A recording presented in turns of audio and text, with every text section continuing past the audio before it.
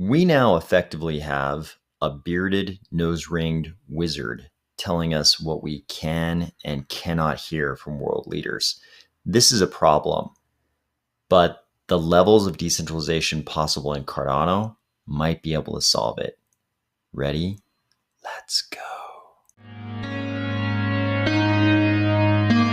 Nigeria is not a small country. It's a very large country. And while the centralized social media platforms are used to being able to censor whoever they want in the US, they just found out that they don't get to push around a country like Nigeria without there being serious consequences. If I was the kind of guy who owned a Harley Davidson motorcycle, which I am not, let me repeat, I am not. But if I were and it broke down, which I understand they do, but if I had a Harley that broke down, this is the guy I would take it to fix it. This is the dude who would be my Harley mechanic. This is not the guy. This is not the guy who I want telling me what I can and cannot hear from world leaders. I mean, we're effectively looking at a wizard here. He's got a wizard beard. He's a nose-ringed wizard. Right? If we could say that sufficiently advanced technology will seem like magic, certainly his ability to turn on and off the proclamations of world leaders for like large segments of the population would be considered magic, only a certain number of decades ago. Like effectively, we're dealing with a nose-ringed wizard here, guys. And he's the one telling us what we can and cannot hear. This wizard is a very wealthy wizard. And over the last couple of years, he's been testing the extent of his powers. He's been censoring people like the President of the United States. And regardless of your politics, we could objectively say that's something that happened. He has decided to start censoring world leaders. He may have made a big mistake this time, though, because the wizard decided to censor the president of one of the world's biggest countries, Nigeria. Nigeria is not some banana republic. Nigeria is the 7th biggest country in the world. Unlike in the US, where a lot of people were okay with the wizard censoring kind of a very polarizing White House administration, Nigeria was not down. So the president's tweet was this: many of those misbehaving today are too young to be aware of the destruction and loss of lives that occurred during the Nigerian Civil War.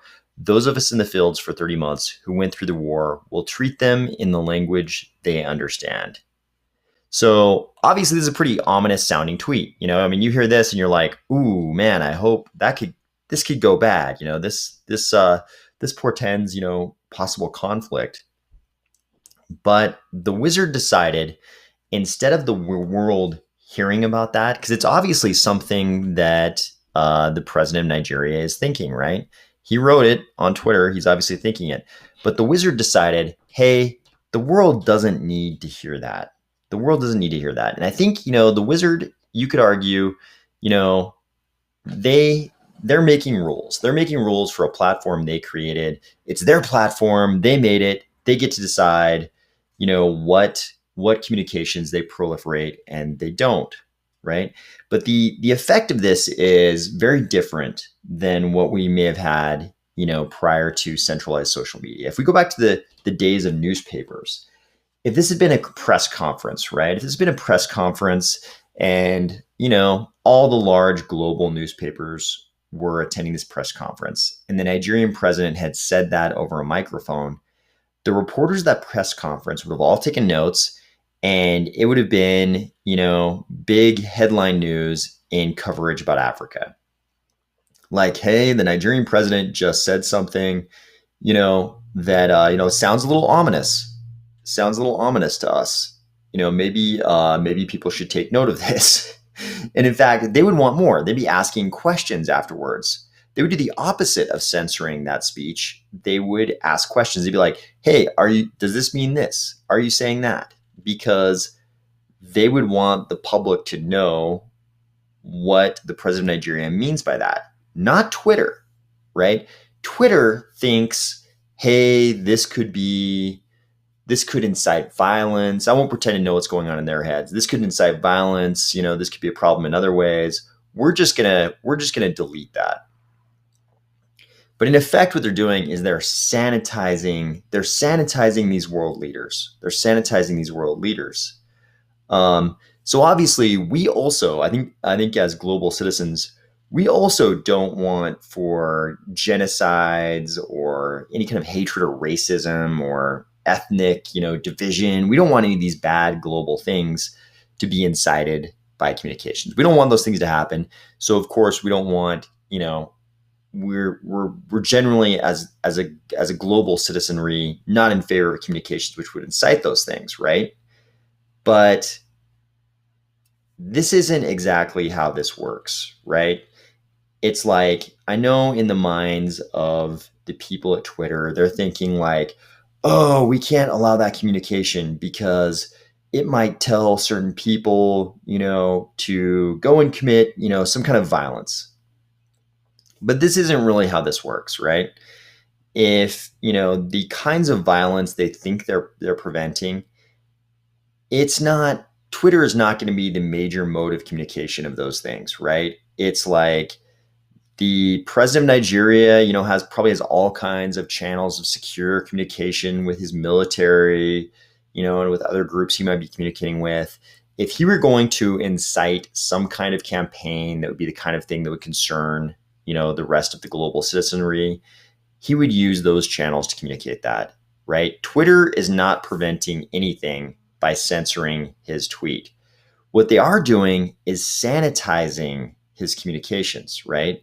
This is bad. So now we're going to stop talking about the president of Nigeria. We're just going to talk about a theoretical world leader, right? Theoretical world leader. And let's say he does have bad intentions, a theoretical world leader who does indeed have bad intentions. And we're not specifically not talking about the Nigerian president anymore. But let's say we have this hypothetical world leader and he is going to do bad things, right? And Twitter just sanitizes his speech all along, right? Anytime he says something that should be a red flag, that something bad is going to happen in his nation state, Twitter just deletes those tweets. They sanitize the corpus of his communications to the world. The effect of this is that the world doesn't see that this particular leader is on a bad path and maybe they should be concerned. So that's not going to prevent that hypothetical world leader from doing the bad things he's kind of on a path to do. What does prevent them from doing bad things is the international community knowing that they're on a path to do something that the international community would not be down with and, like enacting sanctions, right? They sanction the nation state of this world leader heavily. They're like, it sounds like you're going to do some bad things in this one region of your country. And if that's the case, we're not going to buy natural gas from you anymore. We're not going to buy petroleum from you anymore. We're not going to buy the agricultural products, right? The international community has tools to kind of put the squeeze on world leaders who are doing things that the rest of the global citizenry aren't down for, right? And we could talk all day about the sovereignty of nation states and how maybe it's right or wrong for the international community to do that. But today we're engaging in like realpolitik discussion, right? And I don't mean to use overly fancy words there, but what I am saying is we're being realistic about how global politics work. The international community does this. We do it all the time. And it's, you could argue it's somewhat effective, right? Like nation states take notice when all of a sudden all of their exports dry up, right? They care about the economic success of their country. And so there's an ability to put the squeeze on world leaders when they're doing something the rest of the international community doesn't agree with. But if centralized social media sanitizes all their communications, we won't see that coming, right? We want to know what's in the minds of these global leaders. And we don't want the nose-ringed bearded wizard to be the one deciding what we get to hear from these world leaders. This kind of reminds me of when celebrities get drunk and they push out tweets that they immediately delete the next morning when they sober up, right? It's sort of like the old saying that light is the best antiseptic, right? I think this is true also of, notable people communicating what's in their heads, right? When a celebrity, like a sports figure or somebody else goes on Twitter and says a bunch of racist stuff, right? I actually want to hear that because that will lead me to not buy their Nikes, right? They're like sponsored signature Nikes. I'm not going to buy them if they're a racist. And I kind of want to know, right? I kind of want to know if somebody's like a huge racist, I'm not going to buy products that they're involved with, right? They're going to get punished by the whole group if the group knows these things. But if Twitter were to come along and instantly sanitize everything they push out, the world's never going to discover these bad things. This is where people start arguing in the other direction, though. They start arguing, yeah, but do you want like Nazis? Do you want Nazis using social media to like radicalize people and organize their activities? Of course I don't. But here's where we get into this free speech problem, right? Here's the free speech problem. So it's been demonstrated very strongly by, we could even look at like Tim Pool on Rogan. Tim Pool went on Rogan and he did an interview. It was Tim Pool, Rogan, the Wizard, and the Wizard's attorney, if I remember correctly. And Tim Pool demonstrated pretty convincingly, it was pretty persuasive to me that, while Twitter was saying, hey, we just have these these rules, it's not our own political leanings that determine what we censor. It's just whether or not people follow the rules. And Tim Pool laid out some examples there. Again, this is apolitical, regardless of what you think about his political leanings or Rogan's or Jack, the Wizards. It was demonstrated that they don't really follow the rules, right? They follow the rules very, very strictly if somebody is on the opposite side of the political spectrum from the Wizard, right? From the Wizard and his cohort of people. And if somebody's on the same side of the political spectrum as the Wizard, then there's a lot more leniency in the rules. And this is always the case, right? This is always the case. If you give someone the power to censor everyone, it always just ends up that they censor the people on the other side of the political spectrum more than the people on their own side. It doesn't really matter which way they lean, right? The Wizard could be extremely conservative, and we would get the same result just favoring the other side of the political spectrum. But we already knew that dealing with free speech issues is super tricky. The US Supreme Court has struggled for like the last 100 years to figure out where to draw the line with free speech, right? Because obviously the US basically founded on, certain principles, including chiefly this free speech principle, but they've struggled to decide what kinds of free speech aren't going to be allowed and what kinds are. I know it's a contradiction. It should be free speech, right?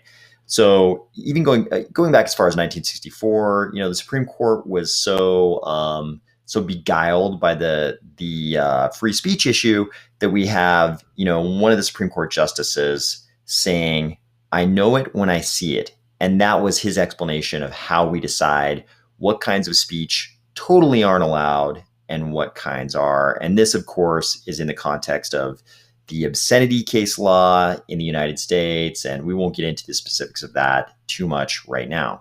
But suffice it to say, when you go down that road of trying to create pseudo-objective standards to deal with what kinds of speech are allowable and what kinds aren't, it just gets more and more complicated, and you never actually arrive at any level of objectivity.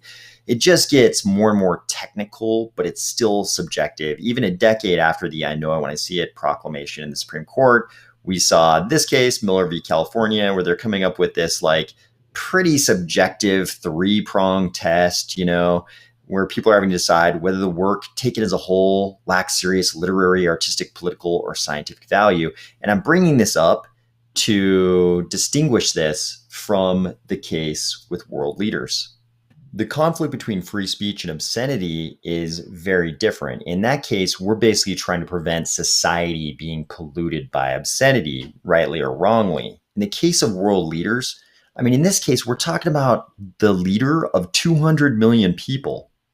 200 million people, right? And the Wizard is deciding what speech of his is allowable and what's not. That's the wrong question, right? That's the wrong question. Because if the leader of any nation state, if any world leader were going to do something bad, they wouldn't push it out on Twitter necessarily. Why? because they're afraid when it's all over of being sent to The Hague for a war crimes tribunal. They're not going to push that out on Twitter. They're going to do it secretly so they can deny they had any involvement in it later on, right? We've seen this over and over again. They don't come out and say, hey, let's all go do some really terrible, bad thing, because they all know all things come to an end, including their leadership of the country. And, eventually they might be facing that war crimes tribunal, or even worse, some group of nations, might get together and just send in forces to depose that world leader, right? That's always, something in the back of their mind as well. So they're not going to push anything out on Twitter that is going to subject them to those results, right? So what speech of world leaders we should be allowing and not allowing is not a question. That's not the right question. And that's definitely not the right question for the wizard to be asking himself, right? The right question is, how do we create a decentralized platform where there is no wizard? The only answer is for there to be a decentralized social media platform where there is no wizard. And I think the only way we can do that, the only way we can really do that, is if the social media platform is somehow running on a blockchain. And it has to be a blockchain that can handle a very high volume, right? How many tweets per second go out on Twitter? I have no idea, but I imagine it's a colossally large number. So this has to be a very high volume blockchain. It has to be an immutable blockchain. That means Ethereum's out, because we know they broke the immutability of Ethereum when the DAO hack happened, as we covered a couple days ago. It has to be immutable, right? If somebody can go back and change what's already happened on the blockchain, that's a form of censoring, right? They've just censored the blocks they don't like in the blockchain. We can't have that. So it's got to be an immutable blockchain. It's going to be able to handle a very high volume. It probably has to have a very high degree of programmability. I think Cardano is the only blockchain in my mind that really answers that call. And I think this is something that's going to be built out. Charles did a gigantic video on how we use things like bounties and AI to prevent fake news on social media platforms without having this whole censoring debate. So sort of just like a different facet of this same discussion. But I think something like Cardano is probably the only answer to this problem. As we go forward in time, it's going to become more and more apparent to people that we can't have somebody like the wizard deciding what we can hear from world leaders. And I think the only answer to this problem is something like Cardano. Talk to you tomorrow.